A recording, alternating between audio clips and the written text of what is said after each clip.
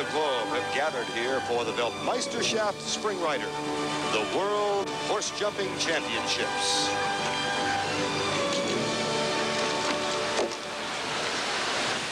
Good afternoon, everybody. I'm Vern Lundquist. Welcome to Aachen, West Germany, site of the 1986 World Horse Jumping Championships. Riders from 23 nations have gathered here for one of the most significant events in equestrian sport, an event which is held only every 4 years. Competition will take place in both team and individual categories. Aachen is to horse jumping as Augusta is to golf, so we have had crowds in excess of 45,000 each day of the competition. Our expert analyst is Robert Ridland, twice a member of our U.S. Olympic team. Robert, what are the prospects for the American team here? Well, the Americans are the team everybody's watching. 2 years ago in L.A., the U.S. team absolutely dominated. They've won numerous World Cups, which are annual events. However, they have never won a world championship. So history is really against them over here. Who might be the favorites here then? Well, I would say the British, who were last year's European champions, the French, who are undefeated this year, and of course the Americans. Let's meet the American team right now. Conrad Humfeld, individual silver medalist and team gold medalist from the 1984 Olympics in Los Angeles. Two-time World Cup champion and the anchor rider for the American team. I think you could equate the World Championships to our Super Bowl, the World Cup, Soccer World Cup, winning at Wimbledon. It's a major, major event in this sport. Katie Monahan, two-time Rider of the Year on the American Grand Prix circuit, an experienced international rider in her first World Championships, but she's concerned about the different course conditions here at Aachen. When you come to these big fields in Europe, the terrain is different, the water jumps are different. Here at Aachen, it's very famous for having a lake in the middle of the course, and all that natural stuff spooks some of the horses, and our horses in America aren't used to seeing all the natural jumps. Michael Matz, Olympic veteran from the Games in Montreal, individual bronze medalist from the 1978 World Championships. He knows the importance of this event. Can't get any higher than this. The Olympics, certainly that ranks very high, but that's just supposedly for amateurs. And this is for amateurs and professionals. Catherine Birdsall, the youngest of the American riders who made her Grand Prix debut just 2 years ago. And although the United States has never won a world championship, she sees that as an incentive. It's going to make us be a little bit more competitive and want it a little harder, hopefully. Maybe we can turn it into an edge, you know, that maybe we want it more than they do. And the American coach, Frank Chapeau, who led the U.S. to gold in the L.A. Olympics, and he's confident. I think we have a very good chance to win it all, probably the best chance to win it all. I think we've aimed for this event. Our preparation has been good. Everything has happened the way we wanted to so far. Now all we need is a little luck, and they need a whole lot of luck. So the 1986 World Horse Jumping Championships are about to begin. We'll be back in Aachen, West Germany right after this. Okay, Katie, good one. Nail it down for us. We have completed 2 rounds, 1 round to go. The United States team currently on top, followed by Great Britain and then France. You'll notice that the falls have been carried out to the hundredths of a point. That's because in the first round, riders were graded on a curve based on the top competitor's performance. That will not be the case here in the final round. The scoring system is easier to understand. An obstacle knockdown results in 4 faults. First refusal, 3 faults. A second refusal, 6. A third refusal results in elimination. Horse and water, 4 faults. If either the rider or horse fall on the course, 8 faults.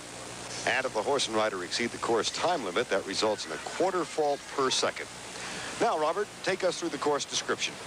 As you can see from the aerial view of the course starts near the main grandstand side, over 2 jumps, followed by 2 more, which are relatively easy. The first difficult jump is the 5th jump, a big vertical wall, followed by the widest jump so far, an oxer, which is a width jump. An S-turn to the triple combination, very difficult, very tricky. Up over 2 more jumps before the 2 massive jumps over water, right there. The horses then get a breather around the lake, 2 more jumps, before the riders have to gun at 16 feet of water, fence number 13, slam on the brakes for the highest jump on the course, and through the finish line. 14 numbered obstacles, 17 jumping efforts, and a time limit of 110 seconds. Now time for Katie Monahan riding Amadea, owned by Willow Wood and Mrs. Lawrence Rahuba. In the first round, 3.92, 8 faults in the second round. Well, this is Katie's first time in the World Championships, and she's really been holding up her own so far. She's now approaching the third fence. These first 4 jumps really set the tone for the course. Get a horse used to the environment, but they are not the major problems. Here comes the first major problem. Right, Robert? This is the big wall. This is maximum height, and those blocks on top, although they're made out of wood, so they don't hurt the horses, move easily. You see her rub that right there. A little bit harder rub, and that would have come down. The Oxer, which is a width jump, and the American team looking on, except Conrad Homefeld can't bear to watch.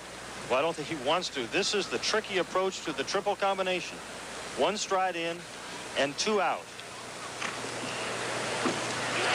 Oh, she just nicked the rail and it did fall. That's 4 faults. Now, Katie's going to have to keep her composure. 4 faults is a very usable score. You've got 1 jump coming up before the second major test on the course. 2 big jumps over water, which for most horses is very long. Right there, in and out. Boy, that was easy. Very well done. Most of these horses have been really struggling over that second Oxer because it is so long coming out. Might point out that all 4 riders for each team compete, but the highest score is thrown out. Only the 3 low scores count toward the team competition. Now here comes the last line. 16 feet of water, maximum width. And now the last jump. Oh, dear. Well, that's too bad. She really had that in the bag. And that counts as a refusal. That's 3 faults. And she still has to jump it. Safely over, but a little disheartened, I'm sure, for Katie Monahan. Total faults 9, 7 on the course, and 2 for exceeding the time limit. Let's see, Robert, if we can determine exactly what happened here. Well, it's tough to figure out what did happen. It looks like the horse got distracted right here on the approach as she's taken back. He slips right there as she's setting up for the jump. And that's a refusal. Consolation for Katie Monahan from her teammate Conrad Homefeld, who's still to ride. Now one of the better British riders, Nick Skelton, 29 years of age, riding Raffles Apollo. In the first round, 3.88, and only 1 fault in the second round. Nick was the #1 rider in the world last year. So he can really put the pressure on the Americans. You see how much the British riders ride from their hands. They really kill the action for the sake of accuracy. So there is such a thing as a British style. Well, at least a strategy today. He was 4 seconds over the time limit earlier, and it looks like he's duplicating that technique right now. He would rather not knock the jumps down and forsake a little on the time limit, because those time penalties are very minor. Now Skelton approaches perhaps the most difficult combination on the course.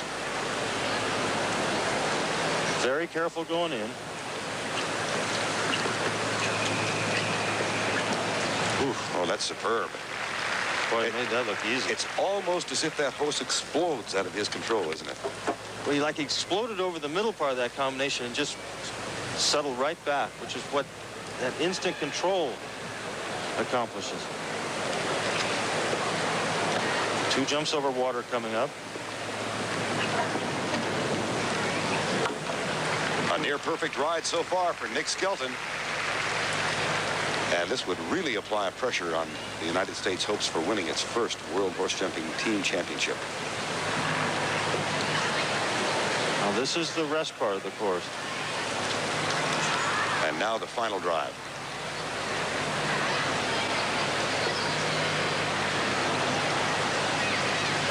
Safely over 13. And a clean ride for Nick Skelton. Marvelously well done. He does exceed the time limit, so he draws 1 fault. Boy, what an accurate ride. That was a carbon copy of his first ride, down to the 100th of a second. And that drops the American team to 2nd place. We'll be back in Aachen in just a moment. How do the horses get here?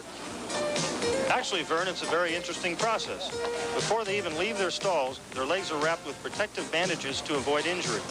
Then they are loaded on a van where 8 of them share the same taxi to the airport. Their confirmed reservations were made well in advance. And 2.5 hours before departure time, these VIPs skip the metal detector and go right to their own personal gate. They are then taken to a special cargo loading area where they are transferred to their first-class seats, which are called pallets. The horses are then given a mild tranquilizer to calm them for what could be a rough takeoff or severe turbulence. Each horse has its own handler who rides in the pallet to assure a smooth transfer. In the old days, horses traveled by boat. But today, the trip is a quick 7 hours, and they don't get seasick. No bonus mileage on this trip, but all in all, a comfortable journey across the Atlantic. Oh, first class. There is somebody waiting on them hand and hoof the whole time that they're in the air. It's really super, the treatment that they're given.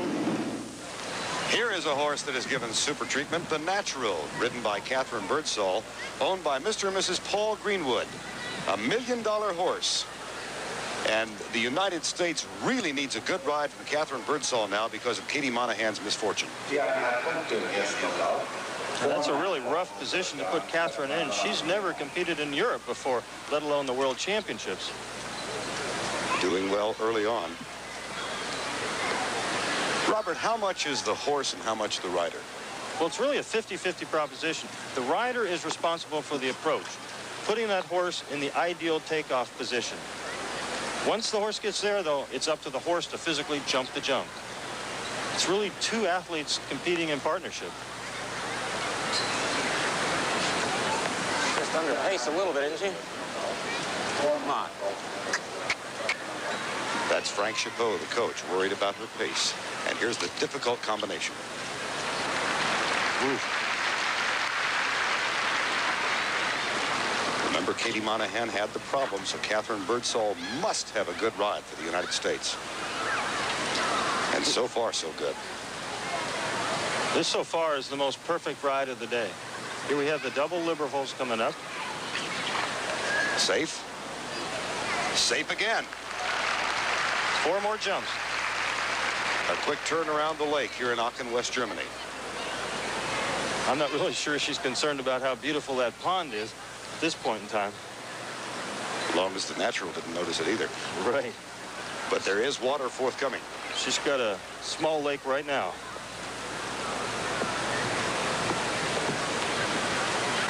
Safe, and 1 more jump and she's clean. Absolutely perfect for Catherine Birdsall, delivering in the clinch for the United States. A clean ride with a time of 109.07. Robert, let's watch a replay of the American team watching the finish. Come on. Whoa.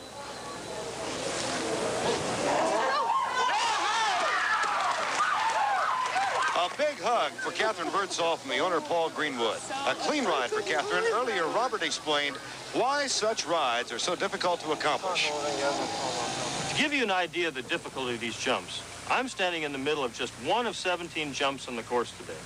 Now, to put it in perspective, I'm 6 foot tall, and I can barely reach the inside width. Forget the fact that this is the second part of a double combination. By itself, this is a very big jump. Make the slightest mistake on approach, and the jump will get you here or here. Make a mistake big time, and you're in deep trouble. I'm glad they asked you to do that and not me.